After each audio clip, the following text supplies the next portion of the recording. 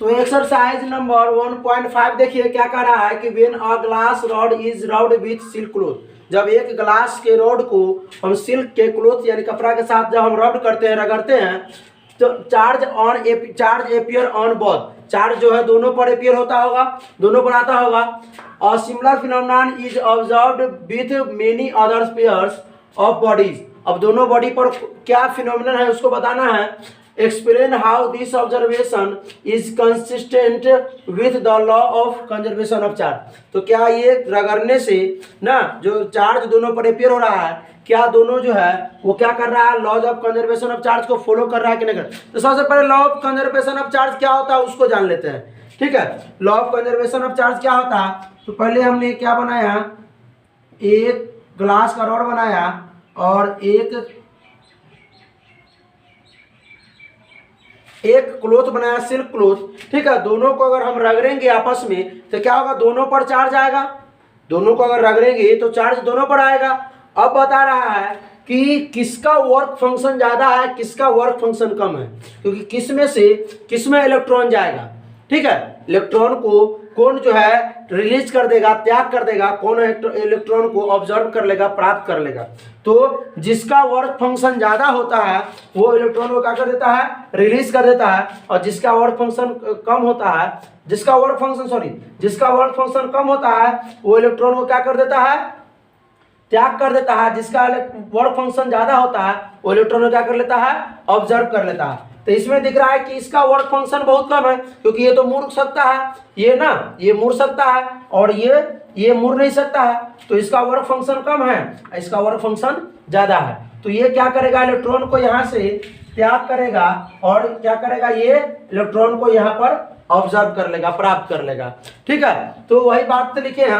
अब क्या हो रहा है यहाँ पर, ये बात देखिए कि law of conservation of charge. Conservation of charge क्या होता है कि यहाँ तो ना ही किसी इलेक्ट्रॉन डिस्ट्रॉयड हुआ और ना ही यहाँ पर इलेक्ट्रॉन का क्रिएशन हुआ। क्या हुआ है, सिर्फ वन बॉडी से दूसरे बॉडी में ट्रांसफर हुआ इलेक्ट्रॉन का, ना यहाँ पर डिस्ट्रॉय हुआ है वन इलेक्ट्रॉन का और ना यहाँ पर वन इलेक्ट्रॉन का क्या हुआ है, क्रिएशन हुआ है। सिर्फ क्या हुआ है, एक बॉडी से दूसरे बॉडी में क्या किया है, इलेक्ट्रॉन का ट्रांसफर हुआ है। तो हम लोग ने पढ़ा है कि charge can not be destroyed, charge can not be created and not be destroyed ना। तो ये क्या होता है, लॉज ऑफ कंजर्वेशन को फॉलो कर रहा है।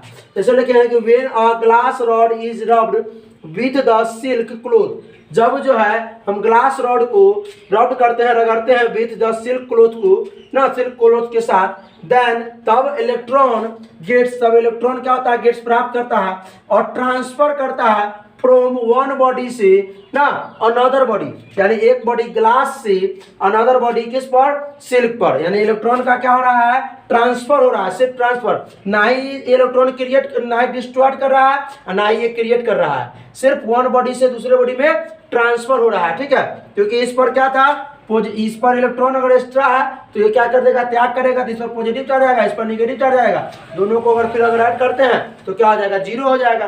ठीक है, फिर कहा कि this observation is consistent with the laws of conservation of charge, यानी कि ऑब्जर्वेशन जो है वो कंसिस्टेंट कर रहा है, लॉज ऑफ कंजर्वेशन चार्ज को फॉलो कर रहा है। क्यों, because charge can not be recreated और नॉट बी डिस्ट्रॉयड, क्योंकि इसमें चार्ज ना ही क्रिएट हुआ है और ना ही क्या हुआ, डिस्ट्रॉयड हुआ है। चार्ज इज ट्रांसफर फ्रॉम, लिख सकते हैं चार्ज इज ओनली, ठीक है ना, but charge is only transferred from one body to another body. ठीक है, तो ये समझ गए कि लॉज ऑफ, सबसे मेन को इसमें यह है कि आप जो है ये समझिए कि law of conservation of charge होता क्या है। तो लॉ ऑफ कंजर्वेशन चार्ज वो होता है जो एक बॉडी से चार्ज जो है वो दूसरे बॉडी में ट्रांसफर हो जाए, ना ही क्रिएशन हो और ना ही डिस्ट्रॉयड हो ना। चलिए तो इसको पॉज कीजिए, चलते हैं क्वेश्चन नेक्स्ट की तरफ।